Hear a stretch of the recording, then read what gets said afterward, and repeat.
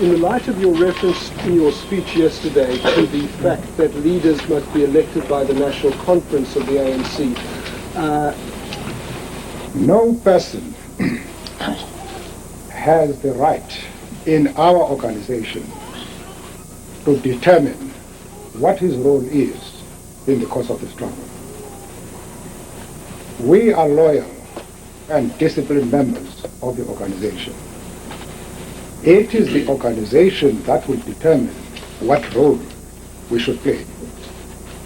It is my intention to go to Lusaka at the earliest possible convenience. They will tell me what role I should play. Well, I think it's a normal thing for the government to decide at some stage to release a prisoner. They had already released Comrade Walter and others, and my release was a natural development of events, to the promotion of peace in the country. But I've done so as part and parcel of the decisions and campaigns which have been taken and launched by the ANC. There's no conflict whatsoever. There is not a single political organization in this country, inside and outside Parliament, which can ever compare with the ANC in its total commitment to peace. And the armed struggle is merely defensive. It's a defensive act against the violence of apartheid. But we remain committed to peace. And if the government gives us the opportunity, if they normalize the situation, we are ready to make a positive contribution towards the peaceful settlement of the problems of this country. Mr. Mandela, the government's new battle cry seems to be protection for minority rights in the new negotiated constitution. Do you detect a shift here away maybe from group rights? And do you see any room for accommodation here between the ANC and the government? The ANC is very much concerned to address the question of the concern of whites over the demand of one person, one vote. And they insist on structural guarantees, that is the whites, to ensure that the realization of this demand does not result in the domination of whites by blacks. We understand those fears, and the ANC is concerned to address that problem and to find a solution which will suit both the blacks and the whites in this country. I have been having discussions with the government for the last 3 years on two separate but related questions.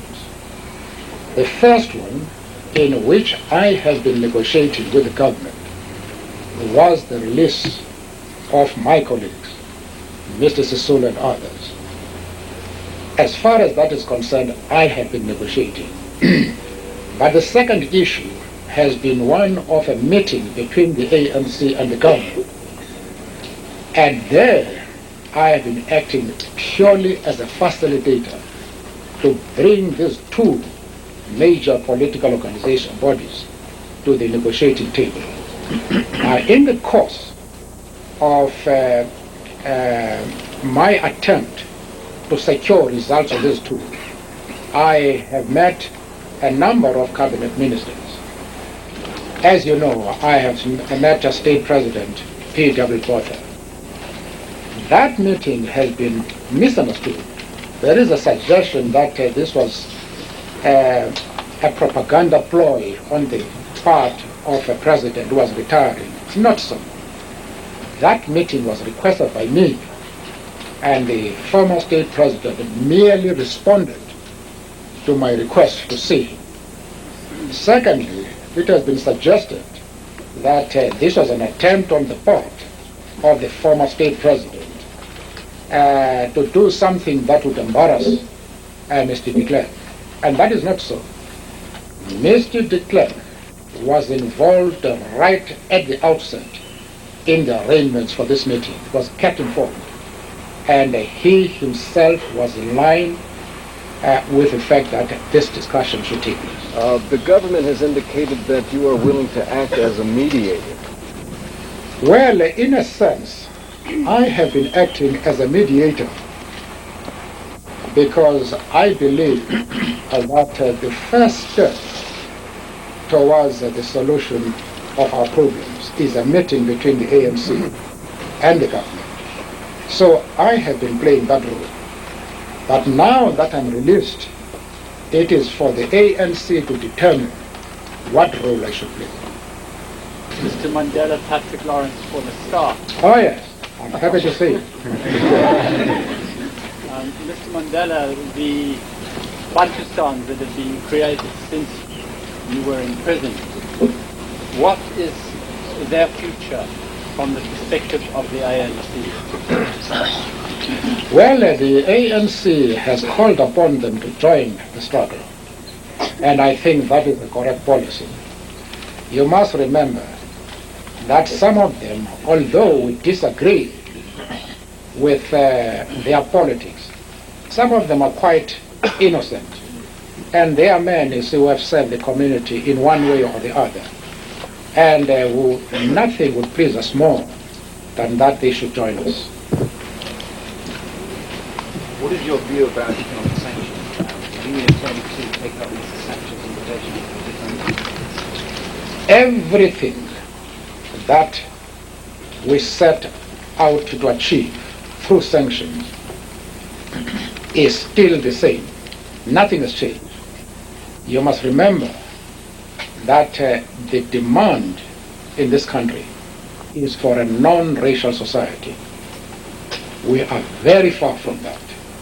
And it is too early for anybody to expect us to call for the lifting of sanctions.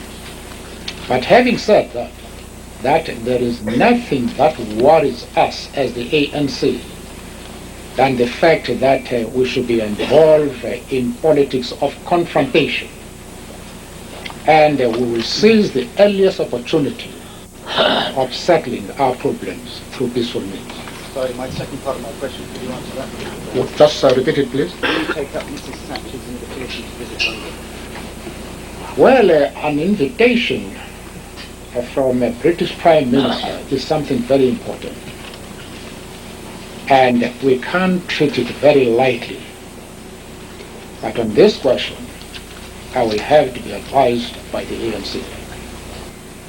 Our policy and strategies are determined by the harsh reality of the fact that the National Party has got a policy which is not so progressive. But I am confident that if Mr. de Klerk is able to carry the National Party with him in the new line that he has taken, that he himself wants to normalize the situation as soon as possible. And therefore, I think that very soon the obstacles to negotiation will be removed, and it will be possible for us to sit down and talk. I don't think it will be proper for me to go into any specifics here, except just to stress that this is a problem we are fully aware of, and it is one of our most important duties to address this problem. Whites are fellow South Africans, and we want them to feel safe, and that we appreciate the contribution they have made toward the development of this country. Well, if I had to decide the matter, I probably would feel that those countries, you see, who have supported us very strongly, remember the contribution of Judge Shapiro very well, and that would be my preference. But all these things are in the hands of the ANC. They will plan whatever trips I propose to take as a result of this invitation. But I have no doubt that they will consider India as one of the very first countries, you see, which we should visit. Yes. This is Terry Matera from VNA. Oh, yes. How are you? Comrade I Mandela, thought you were very tall and stout and... that's the father. Anyway, Comrade Mandela, the strides that the ANC has taken in terms of what has happened in the 1960s, how does that relate to your release now? Well, I think these developments are breathtaking, and they are very inspiring. It is clear now that the masses of the people who want to free themselves, they are no longer prepared to wait for the government to free them. That is a clear lesson that emerges from the demonstrations that have taken place. You believe that sanctions played an important role in creating the climate for your release, sir. What other important forces do you think were at play? Well, the release is the result of the cumulative effect of many factors. There is the question of the internal mass struggle, which have reached a new level of intensity. There is the pressure which comes externally. Then, of course, even amongst the government, with an experience we have had as early as the 1960s, they are not themselves unanimous on some of these things. There have been men who have been insisting that change is absolutely necessary. And I think that there are numbers within the government and within the National Party are increasing. And I think all these factors have contributed to my release. You said yesterday one sentence about the economy, and that was, our economy lies in ruins. Now, if we compare it to other countries in Africa, it's actually not so bad. Could you elaborate on what you mean when you... Well, there are three important aspects we must consider when we are discussing the economy of a country. The question of full employment, the question of productivity, and the question of social responsibility. Once we can guarantee that there is progress in these three aspects, then the economy of the country is performing very well. But it is my impression that it is not performing well in the sense of these aspects which I have mentioned. And that is why I say it is in ruins.